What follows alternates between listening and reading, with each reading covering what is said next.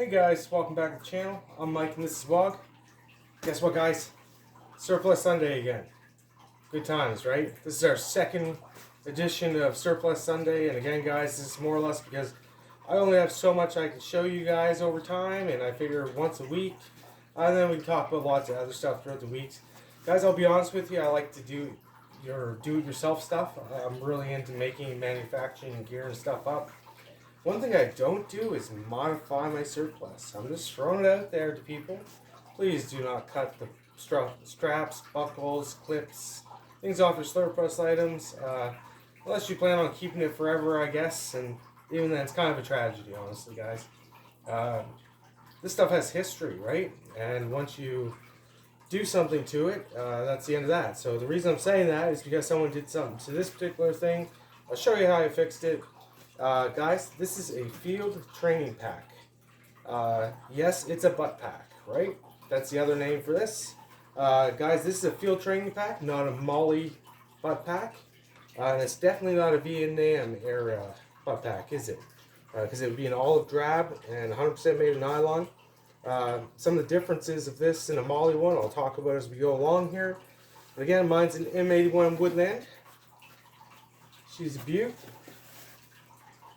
She has her keeper clips on her, and that is for attaching it to your pistol belt or to any piece of Alice webbing you have available. So on your CFP 90 ruck, you'd have that.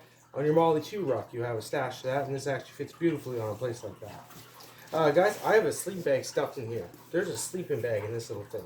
And I know it don't look like much, does it? Like, that's not a huge package, but guys, the butt pack started as a haversack, so an over-the-shoulder haversack, and World War I and II, they used those.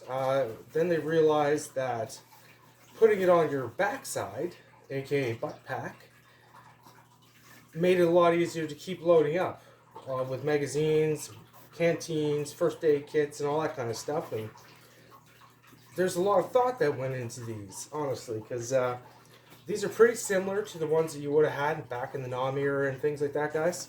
The only difference is the fast textile buckles, these plastic clips and stuff, they would have all been the metal sliders like you see on your Alice setup. And, well, that's pretty cool though, right? And, again, with the Alice webbing on the side here, what's really nice, guys, is if you're not a big guy, or you don't want to load your pistol belt or your H harness up, you can attach more to your butt pack. So right here I have a individual first aid kit. Mine has a food ration in it, emergency food supply. You see how wonderful those fit in there, guys? I was going to do something just on this today, and I was like, oh, I'm going to do a butt pack. But I just want to show you guys the Dextrace ones, or the, there's all kinds of companies that make the food rations, but that's just a huge block of food rations in there. And so yeah, that's pretty sick, right? So anyway, guys, these are the packs. These are the first aid kits you would have got back then. And they just hook right on the side here like that. So that's pretty sweet, right?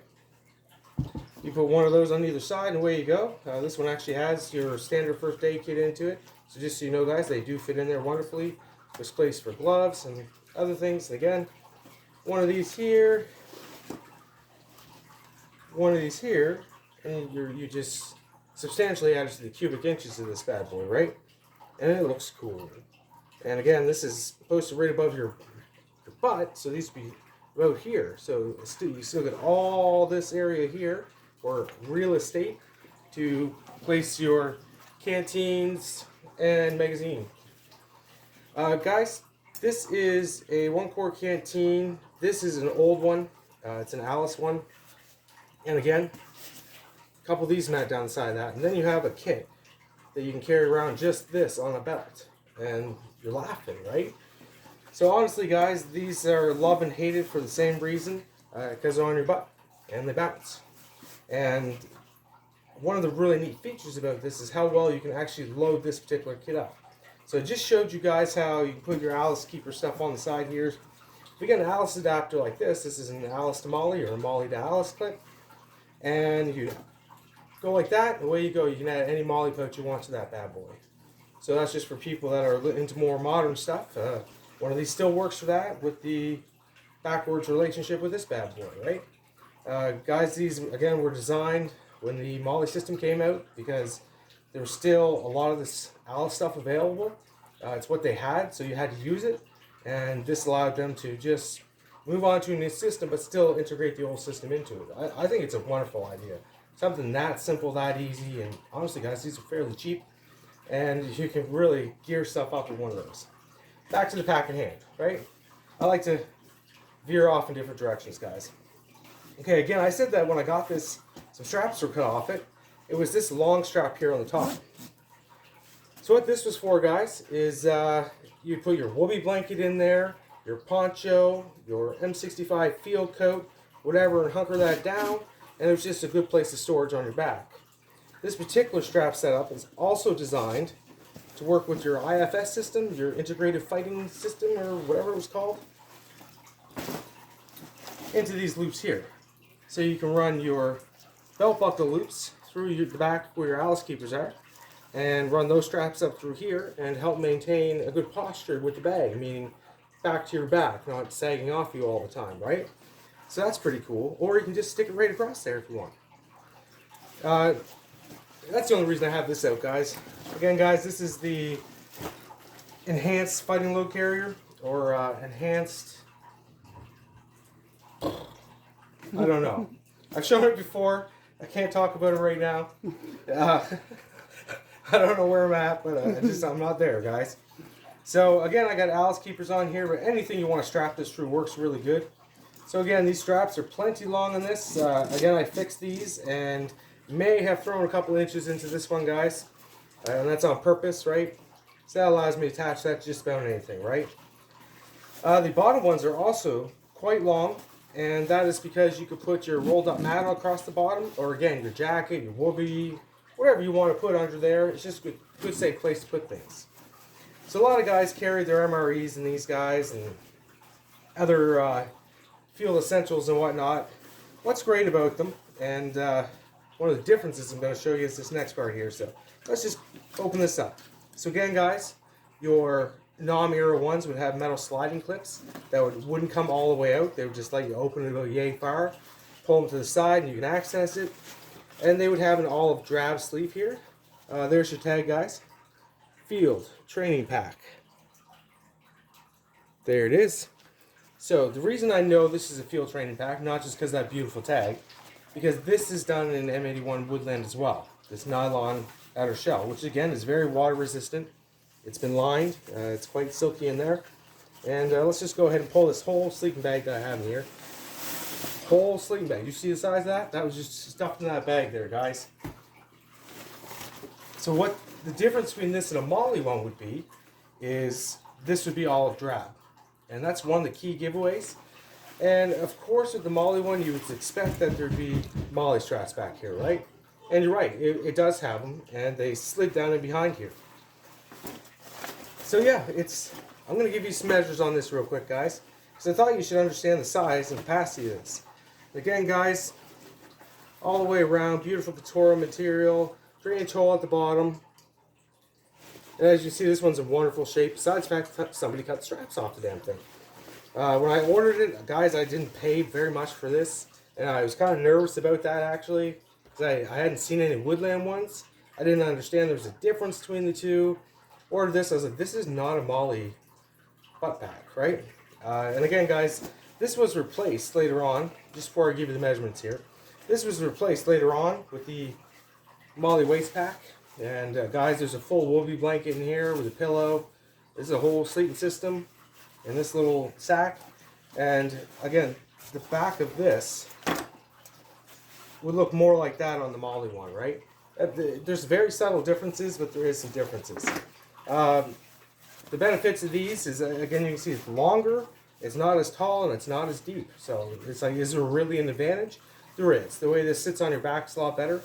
And it has its own buckle system inside this sleeve. You pull it out and it's a waist belt. And you can spin it around, have it here, and it's not always on your back. So when you're wearing a pack, you want it out here, right? You don't want it on the back of your bag. So let's set that aside. That's only out here to show you guys that. So now I want to give you guys some measurements on this so you can understand the actual capacity of this. It might have been easier when it was full. But we'll give you a height measurement here, guys, so you can fill this thing right to capacity.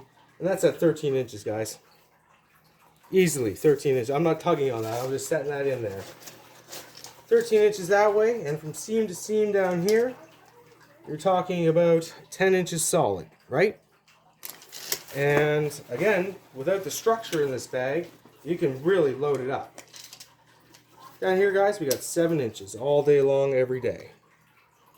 So that means this piece of allis strapping here is, again, 7 inches long. Allows you to attach. You can probably attach a couple things on there if you want to. So those are the 3 basic measurements of it. And again, the lid is also part of the height. We didn't get that into consideration, but I take it as we fill that up and those are our numbers, right? So these things are loved and hated. I keep saying that. Because a lot of guys thought they were a nuisance to have on your back, but my God, they gave you a place to put some stuff, right?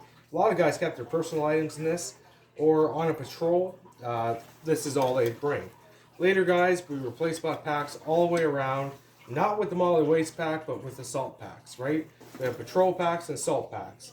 The first 2 runs were the combat patrol pack, and then the second was the Molly patrol pack, and then we moved into 3-day assault packs. So, haversacks, then butt packs, then patrol packs, then assault packs. That's kind of the order it went in. And as you see over time, people needed more stuff to be comfortable in the field, I guess. Because then them sons of bitches back in the World War I and World War II, those were men. They didn't need all the luxuries of the world, nor were they granted them in a time when people weren't used to the same luxuries we are now.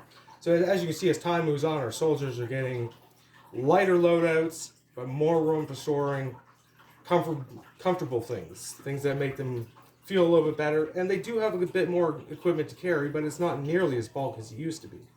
So this is back in the man days when they had these kind of packs and stuff going on, right?